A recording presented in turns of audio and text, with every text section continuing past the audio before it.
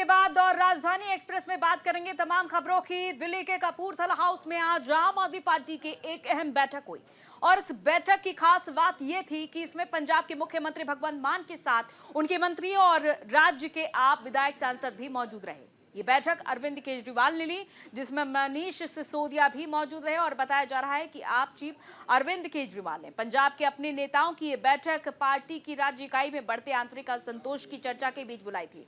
Meeting के बाद Punjab CM भगवंत मान ने कहा कि पंजाब कैबिनेट, हमारे विधायक और आप संयोजक अरविंद केजरीवाल मीटिंग में मौजूद रहे।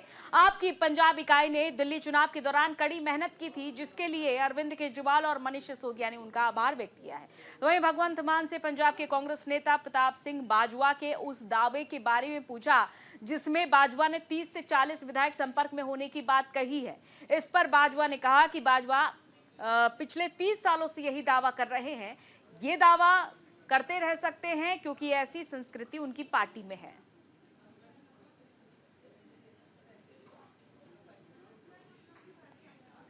तो अभी दिल्ली की टीम का तजर्बा वो हम पंजाब में भी इस्तेमाल करेंगे। ऑलरेडी हम मोहल्ला क्लिनिक को, हमारे यहाँ आम आदमी क्लिनिक बोलते हैं, वहाँ पे वो हम 850 से ऊपर हम वो स्थापित कर चुके हैं और अस्पतालों का काया पलट हो चुका है। स्कूल ऑफ एमिनेंस बन के तैयार हैं और बच्चे जो हैं वो रिज़ल्ट भी अब तो आने लगे हैं कि बड़े बड़े कंपटीशन के एग्ज़ाम पास कर रहे हैं सरकारी स्कूलों के बच्चे। तो मिलके काम करना है। हमारी पार्टी काम के नाम पे जानी जाती है।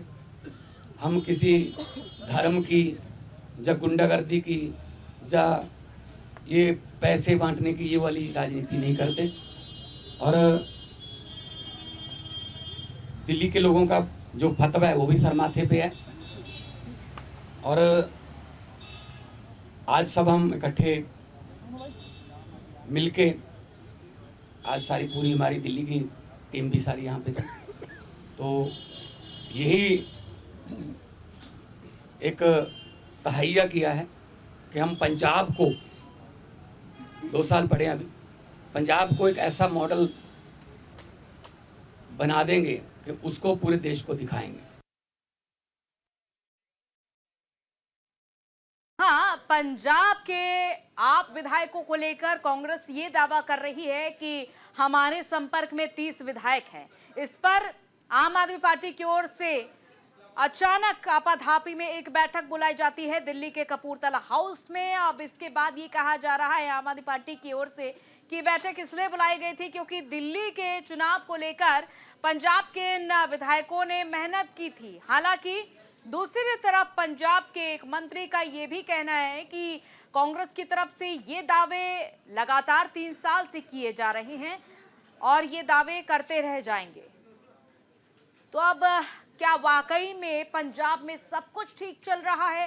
क्या कांग्रेस के दावे में दम है? ये सवाल आने वाले वक्त में पता चल सकेगा इसका जवाब। लेकिन उससे पहले आप ये जान लीजिए कि आज एकाएक करके विधायकों को बुलाया गया दिल्ली के कपूरथला हाउस में। आप संयोजक केजरीवाल इस बैठक में मौजूद थे, मनीष सिसोदिया इस बैठक में मौजूद थे और साथ ही पंजाब के तमाम विधायक सांसद मौजूद रहने की वजह आखिर क्या रही, ये सवाल अब तमाम नेता नगरी के लोगों के गले में कौंध रहा है कि आखिर पंजाब में क्या सब कुछ ठीक है, क्या जोड़ने तोड़ने की जो कवायद चल रही है। क्योंकि हमेशा से ही भले ही एक गठबंधन का हिस्सा है कांग्रेस और आम आदमी पार्टी, लेकिन जब बात आती है राज्यों की चुनाव की तो आम आदमी पार्टी और कांग्रेस एक दूसरे के आमने सामने खड़े हुए नजर आते हैं। और यही वजह है कि तमाम जितने भी विपक्षी दल के नेता हैं वो दिल्ली चुनाव को लेकर भी अपनी राय रख चुके हैं कि अलग अलग होकर लड़ना ही एक बड़ी खामी रहा है आप और कांग्रेस के लिए। और अब पंजाब में भी कुछ ऐसा ही देखा जा रहा है।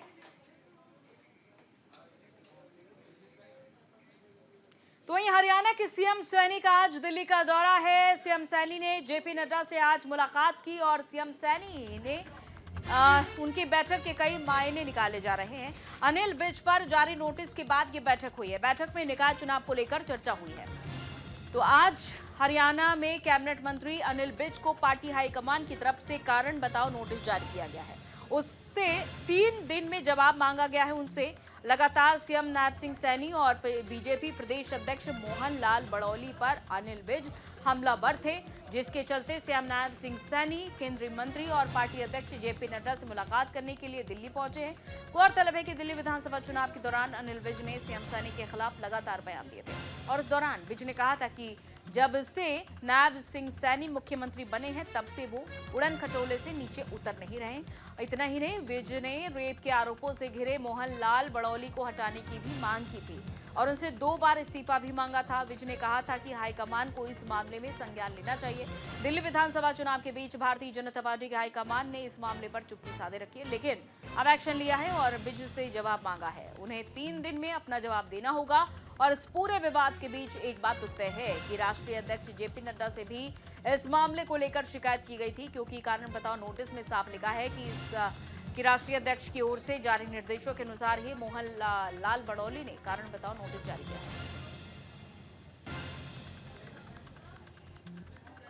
तो बीजेपी ने अंदरूनी मतभेद बढ़ते जा रहे हैं। जसबीर सिंह हमारे संवाददाता इस खबर पर जुड़ चुके हैं। जसबीर, अनिल विज के बयानों ने पार्टी के नेतृत्व के लिए एक यहां पर मुश्किल भी खड़ी कर दी है। हालांकि उनके लिए एक नोटिस भी जारी किया गया है और नायब सिंह सैनी का मुलाकात करना आला कमान से, क्या इस सब के मायने निकाले जाएं?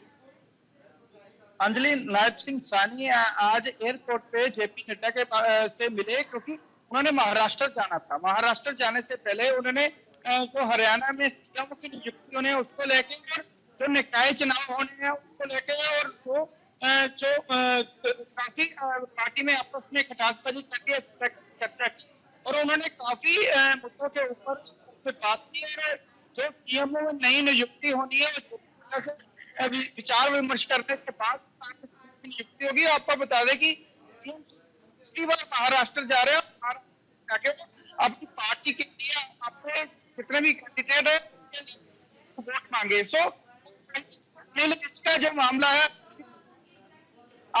बीजेपी में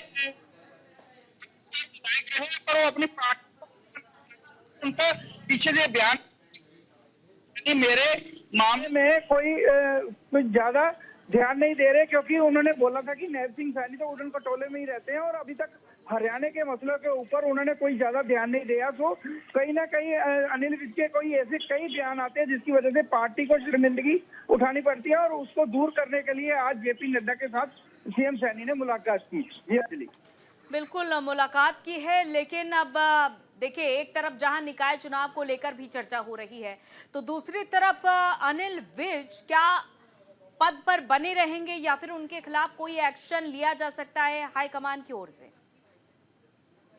देखिए, अनिल विज बहुत स्ट्रॉन्ग कैंडिडेट माने जाते हैं बीजेपी के और पिछले 7 बार वो विधायक रह चुके हैं, क्योंकि बहुत बड़े नेता है और वो सीएम के चेहरा भी थे, क्योंकि अपने उन्होंने इलेक्शन के दौरान ही उन्होंने बोला था कि अगला सीएम मैं खुद होऊंगा, क्योंकि तब तो ये भी नहीं हो सकता था कि भी बीजेपी ये चुनाव जीत सकते हैं, क्योंकि जो र्यूमर थे और जो एग्जिट पोल थे वो सारे कांग्रेस की तरफ से थे। पर अनिल विज बड़े कॉन्फिडेंट थे और उन्होंने बोला था कि हमारी बीजेपी की सरकार बनेगी और सरकार में सीएम मैं खुद बनूंगा। पर जैसे सरकार बीजेपी की बनती है उनको सीएम नहीं बनाया जाता और दोबारा नायब सिंह सैनी को सीएम बनाया जाता है, जिसकी वजह से वो काफी नाराज नजर आ रहे हैं और पार्टी के खिलाफ काफी गतिविधियां करते नजर आ रहे हैं, क्योंकि उनके ऊपर जो अटैक हुआ था वो कहते हैं भी जिन मेरे ऊपर अटैक था उसके ऊपर अभी तक कोई कार्रवाई नहीं की। हालांकि आनंद फानंद में बीजेपी सरकार ने जितने भी उस चलिए, बहुत बहुत शुक्रिया जसबीर तमाम जानकारी के लिए। इधर हरियाणा के अंबाला में उपचुनाव को लेकर हलचल भी तेज हो चुकी है। मेयर पद के उपचुनाव को लेकर पार्टियां एक्टिव हो चुकी हैं। बीजेपी कार्यकर्ता चुनाव को लेकर पूरी तरीके से तैयार नजर आ रहे हैं। पूर्व राज्य मंत्री असीम गोयल ने बैठक की है। मीटिंग में मंडल अध्यक्ष और कई पदाधिकारी मौजूद रहे। 1-2 दिन में उम्मीदवारों के नाम का ऐलान होगा। हरियाणा के अंबाला में होने वाले मेयर पद के उपचुनाव को लेकर हलचल काफी ज्यादा तेज हो चुकी है और हरियाणा और दिल्ली जीतने के बाद जोश से भरे हुए बीजेपी कार्यकर्ता चुनाव को लेकर पूरी तरीके से तैयार नजर आ रहे हैं। वहीं आज हरियाणा के पूर्व राज्य मंत्री असीम गोयल ने भी अंबाला शहर विधानसभा के मंडल अध्यक्षों सहित अन्य पदाधिकारियों के साथ बैठक की है, जिसमें असीम गोयल ने कार्यकर्ताओं को महत्वपूर्ण निर्देश दिए हैं। दरअसल चुनाव आयोग के जारी किए गए शेड्यूल के मुताबिक आज के नामांकन प्रक्रिया की शुरुआत हो चुकी है। पूर्व राज्य मंत्री असीम गोयल ने बैठक में कहा कि आज से नामांकन प्रक्रिया शुरू हो चुकी है और जल्द ही अपने उम्मीदवारों के नाम पार्टी घोषित करेगी। उसके बाद सभी कार्यकर्ता दिन रात करके मैदान में जुट जाएंगे और उम्मीदवारों के ऐलान को लेकर असीम गोयल ने कहा कि हाईकमान को पैनल बनाकर चुनाव लड़ने के इच्छुक कार्यकर्ताओं की लिस्ट भेज दी गई है और आज भी और जिला अध्यक्ष दिल्ली बुलाए गए हैं। 1 या 2 दिन में कैंडिडेट फाइनल कर दिए जाएंगे। पार्टी का प्रत्येक कार्यकर्ता, चाहे दिल्ली का चुनाव हो, महाराष्ट्र का हो, हरियाणा की सरकार बनने की बात हो, इस समय ऊर्जा और उत्साह से लबरेज है, भरपूर है। माननीय नरेंद्र मोदी जी के नेतृत्व को पूरी दुनिया स्वीकार कर रही है, देश आगे बढ़ रहा है और अंबाला का आम व्यक्ति भी, अंबाला का कार्यकर्ता भी इस लहर से छूटा नहीं है। इस बार अंबाला जिला में 3 निकाय के चुनाव हैं। ब्राडा की पालिका की बात है, अंबाला छावनी की परिषद की बात है और अंबाला शहर के अंदर जो बाई इलेक्शन है मेयर का। मुझे आशा ही नहीं है, पूर्ण विश्वास है कि इस बार कमल का फूल इन तीनों चुनावों के अंदर विजयी होगा। इधर हरियाणा के रोहतक में पुलिस ने बड़े साइबर फ्रॉड करने वाले रैकेट का भंडाफोड़ किया है, जहां एक व्यक्ति को शिकार बनाते हुए उससे क्रेडिट कार्ड के नाम पर लगभग 2 लाख रुपए की ठगी कर ली गई। वहीं रोहतक की साइबर थाना पुलिस ने जब जांच की तो उसके पीछे पूरी कॉल सेंटर का एक रैकेट निकलकर सामने आया। फिलहाल पुलिस ने रैकेट चलाने वाले कॉल सेंटर के संचालक सहित 9 लोगों को गिरफ्तार कर लिया है, जिनके पास से 5 लैपटॉप, 25 मोबाइल, 80 से ज्यादा सिम, वाईफाई राउटर, डोंगल और लोगों की आईडी बरामद की गई है। और एसपी ने बताया कि फिर हैक किए गए मोबाइल के माध्यम से ऑनलाइन महंगे सामान की खरीद करते हैं और जब वो अपना सामान इनके पास पहुंच जाता है तो उसे सस्ते दाम पर बेचकर कैश कर लेते हैं। उन्होंने बताया कि रोहतक में दर्ज मामले की जांच करने के दौरान इन लोगों को गिरफ्तार किया गया है। फिलहाल गिरफ्तार आरोपियों से पूछताछ जारी है। अगर और भी लोग इस रैकेट में शामिल मिलते हैं तो उन्हें भी गिरफ्तार किया जाएगा। तो इस केस के बारे में एक पर्चा दर्ज हुआ पीएस साइबर में और इसका आईओ एएसआई सतीश है। तो इस केस का इन्वेस्टिगेशन के दौरान हमने एक कॉल सेंटर को चलाने वाले को हमने गिरफ्तार किया है, जो डेटा को गलत तरीके से परचेस करके विक्टिम्स को कॉल करते हैं और उनको मिसलीड करते हैं कि अगर उसने क्रेडिट कार्ड खरीदना है तो एक ऐप अपना फ़ोन में डाउनलोड करे और उस ऐप मोबाइल फ़ोन में डाउनलोड इंस्टॉल करवा के सारे उनका पर्सनल डिटेल्स शेयर करते हैं और जो भी ओटीपी उस फ़ोन में आते हैं तो उनको एक्सेस उसका मिल जाता है बैकडोर। और अमेरिका से रिपोर्ट होकर लौटे युवा अपने घर पहुंच चुके हैं। युवाओं के इस तरह घर लौटने से परिवार आर्थिक स्थिति को लेकर चिंता में आ चुके हैं। अंबाला के जितेश के लौटने के बाद परिवार ने एजेंट के खिलाफ सेक्टर 9 पुलिस थाना में शिकायत दर्ज करवाई और आरोपियों पर कार्रवाई की मांग की है। जितेश के पिता ने पुलिस को शिकायत दी, जिसमें बताया गया है कि एजेंट करीब 40 लाख रुपए लिए, जिसके बाद पुलिस ने कार्रवाई करते हुए अंबाला के गुरजंट नामक एजेंट को गिरफ्तार किया। डीएसपी हेडक्वार्टर विजय ने जानकारी देते हुए बताया कि हाल ही में डिपोर्ट हुए एक युवक के पिता, जिनका नाम सुशील वालिया है, उन्होंने सेक्टर 9 थाना में शिकायत दी है। उनके बेटे को विदेश भेजने के नाम पर एजेंट्स ने पैसे लिए और कई महीने तक दूसरे देशों में घुमाया, जिसके बाद 19 जनवरी को मैक्सिको बॉर्डर होते हुए अमेरिका पहुंच गया। इसके बाद उसे रिपोर्ट कर दिया गया। फिलहाल शिकायतकर्ता का कहना है कि इन सभी के खिलाफ उचित कार्रवाई कर उनके 40 लाख रुपए दिलवाए जाएं। इस मामले में इमिग्रेशन एक्ट के तहत एफआईआर दर्ज कर एजेंट को गिरफ्तार कर लिया गया है और इसके अलावा पटियाला और हैदराबाद के एजेंट्स के नाम भी हैं, जिनके खिलाफ भी कार्रवाई की जाएगी।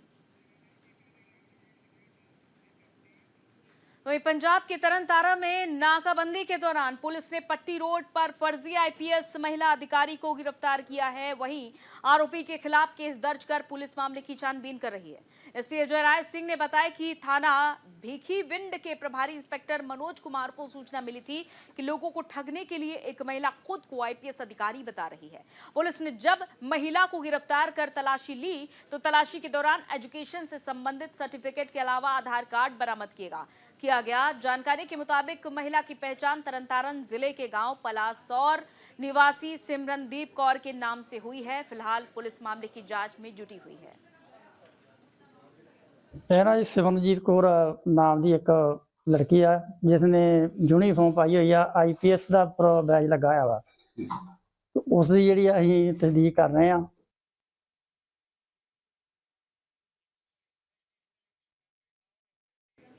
इधर पंजाब के नागल में संयुक्त किसान मोर्चा ने किसान नेता सुरजीत सिंह ढेर के नेतृत्व में किसानों की मांग को लेकर SDM दफ्तर के बाहर जोरदार धरना प्रदर्शन किया और प्रदेश और केंद्र सरकार के खिलाफ जमकर नारेबाजी की। 14 फरवरी को केंद्र सरकार के साथ प्रस्तावित बातचीत से पहले किसान नेताओं ने बड़ा ऐलान कर दिया है। किसान नेताओं ने कहा है कि अगर सरकार से इस बातचीत में कोई नतीजा नहीं निकलता है तो 25 फरवरी से किसानों का जत्था पैदल ही दिल्ली के लिए निकलेगा। 14 फरवरी से पहले 13 फरवरी को शंभू बॉर्डर पर किसानों की महापंचायत है। किसान नेता सरवण सिंह पंधेर ने कहा कि महापंचायत में लाखों किसानों के पहुंचने की उम्मीद है। महापंचायत को लेकर ARP की 2 टीमें इंचार्ज बलविंदर सिंह की अगुवाई में शंभू मोर्चा स्थल पर पहुंची। ਅੱਜ ਧਰਨਾ ਪ੍ਰਸ਼ਾਸਨ ਸੰਯੁਕਤ ਕਿਸਾਨ ਮੋਰਚੇ ਦੇ ਅਗਵਾਈ ਦੇ ਵਿੱਚ ਹੋ ਰਿਹਾ। ਜਦੋਂ ਆ ਝੋਨੇ ਦੀ ਫਸਲ ਹੈ ਜਿਹੜੀ ਉਹ ਕਿਸਾਨਾਂ ਦੀ ਮੰਡੀਆਂ ਦੇ ਵਿੱਚ ਖਰੀਦੀ ਗਈ, ਉਹਨਾਂ ਨੂੰ ਕੱਚੀਆਂ ਪਰਚੀਆਂ ਦੇ ਕੇ ਘਰਾਂ ਨੂੰ ਤੋੜ ਦਿੱਤਾ ਗਿਆ। ਲੇਕਿਨ ਜਦੋਂ ਪੇਮੈਂਟ ਖਾਤਿਆਂ ਦੇ ਵਿੱਚ ਪਈ ਤਾਂ ਉਹ 10% ਦੀ ਜਿਹੜੀ ਕਟੌਤੀ ਹੈ ਉਹ ਕਿਸਾਨਾਂ ਦੀ ਕੀਤੀ ਗਈ, ਜਿਹਦੇ ਨਾਲ ਕਿਸਾਨਾਂ ਦੇ ਵਿੱਚ ਹਾਹਾਕਾਰ ਮਚ ਗਈ। ਅਸੀਂ ਜ਼ਿਲ੍ਹਾ ਪ੍ਰਸ਼ਾਸਨ DC ਦਫ਼ਤਰ ਨੂੰ ਘੇਰਿਆ। ਉੱਥੇ DC ਸਾਹਿਬ ਨੇ ਸਾਨੂੰ ਯਕੀਨ ਦਿੱਤਾ ਕਿ ਹਲਫੀਆ ਬਿਆਨ ਕਿਸਾਨ ਦੇਣ। ਅਸੀਂ ਕਮੇਟੀ ਬਿਠਾ ਕੇ ਇਨਕੁਆਇਰੀ ਕਰਨ ਤੋਂ ਬਾਅਦ ਉਹਨਾਂ ਕਿਸਾਨਾਂ ਦੀ ਜਿਹੜੀ ਪਾਈ ਹੈ। और पंजाब के खन्ना में गुरु तेग बहादुर रोड पर एक खाली प्लॉट में बम जैसी वस्तु मिलने से हड़कंप मच गया।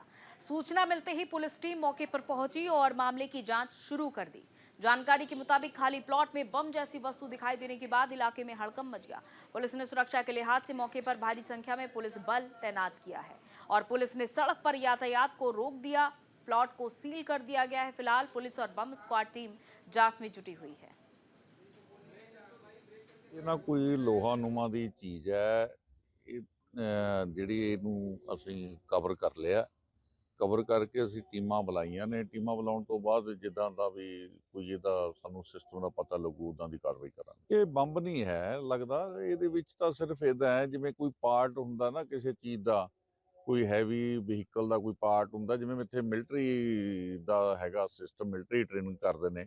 ਇੱਦਾਂ ਲੱਗਦਾ ਜਿਵੇਂ ਕੋਈ ਮਿਲਟਰੀ ਦੀ ट्रेनिंग दौरान कोई ਉਹਨਾਂ ਦਾ ਪਾਰਟ ਗਿਰ ਗਿਆ ਹੁੰਦਾ।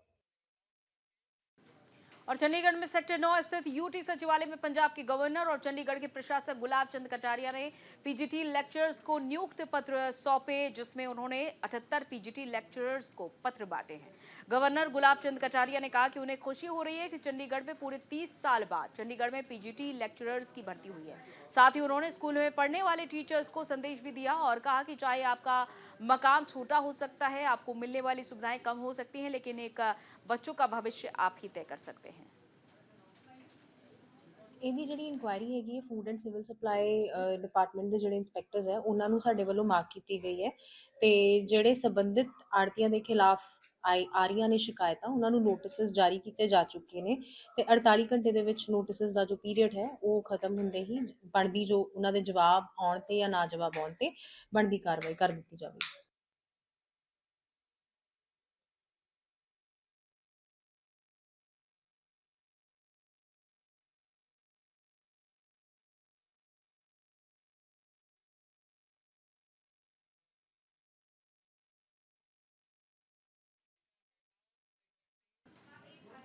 चंडीगढ़ में सेक्टर 9 स्थित UT सचिवालय में पंजाब के गवर्नर और चंडीगढ़ के प्रशासक गुलाब चंद कटारिया ने PGT लेक्चरर्स को नियुक्ति पत्र सौंपे, जिसमें उन्होंने 78 PGT लेक्चरर्स को पत्र बांटे हैं। गवर्नर गुलाब चंद कटारिया ने कहा कि उन्हें खुशी हो रही है कि चंडीगढ़ में पूरे 30 साल बाद चंडीगढ़ में PGT लेक्चरर्स की भर्ती हुई है। साथ ही उन्होंने स्कूलों में पढ़ने वाले टीचर्स को संदेश भी दिया है और कहा है कि चाहे आपका मकान छोटा हो सकता है, आपको मिलने वाली सुविधाएं कम हो सकती है, लेकिन एक बच्चे का भविष्य आप ही तय करते हैं।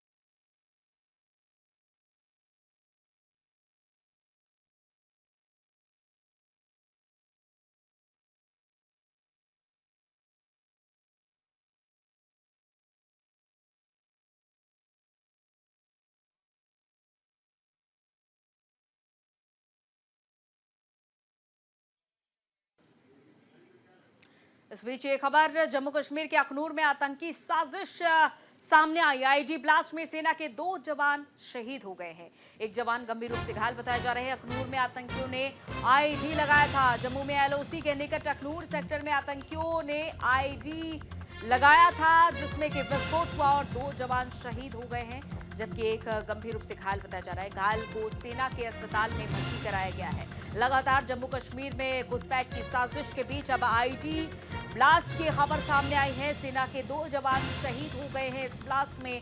वहीं एक जवान के गंभीर रूप से घायल होने की खबर सामने आई है। हालांकि सेना अस्पताल में उन्हें भर्ती कराया गया है। अखनूर सेक्टर में एक और आतंकी साजिश सामने आई है। तो जम्मू कश्मीर के अलग अलग इलाकों में देखा जा रहा है कि आतंकियों की साजिश को लगातार सुरक्षा बल नाकाम कर रहे हैं। तो वहीं अखनूर सेक्टर में आईडी ब्लास्ट से सेना के 2 जवान शहीद हो गए हैं और एक जवान गंभीर रूप से घायल बताए जा रहे हैं, जिन्हें इलाज के लिए अस्पताल में भर्ती कराया गया है।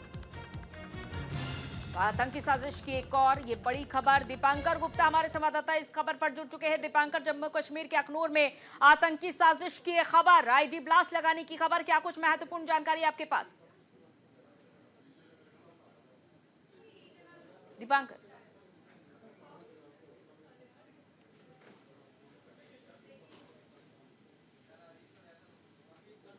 रूटीन पेट्रोलिंग कर रहे थे, उस दौरान एक सस्पेक्टेड आईडी जो है वो इस इलाके में फेंस के बिल्कुल पास लगी हुई थी, जिसमें 2 हमारे जवान जो है वो शहीद हुए हैं। एक जवान इसमें घायल हुआ है। तुरंत पूरे इलाके को घेरा भी गया है और यहाँ पर जो डिप्लॉयमेंट है उसे बढ़ाई गई है। ये अगर हम कहें तो फरवरी महीने में एक बड़ा हादसा है। हमारे जवानों ने अपनी लाइन ऑफ एक्शन के दौरान, अपनी ड्यूटी के दौरान जो है वो शहादत पाई है। 2 जवानों का सर्वोच्च बलिदान जो है वो अभी तक इसमें रिपोर्ट हुआ है। और व्हाइट नाइट कोर जो कि हमारा ने ट्वीट करके इसको कंफर्म भी किया है कि 2 जवानों की इसमें शहादत हुई है। एक जवान इसमें घायल भी बताया जा रहा है, जिसे आर्मी हॉस्पिटल में शिफ्ट किया गया है। आसपास के पूरे इलाके को घेरा गया है और इस बात की जांच की जा रही है कि ये जो एक आईडी विस्फोट जिसे हम कह रहे हैं ये किस तरह से हुआ है। और चलिए, बहुत बहुत शुक्रिया दीपांकर तमाम जानकारी के लिए। आप अपनी नजर बनाकर रखिए, इस से जुड़ी और तमाम जानकारी लेंगे। और इसी के साथ इस बुलेटिन में इतना ही, इजाजत दीजिए, नमस्कार।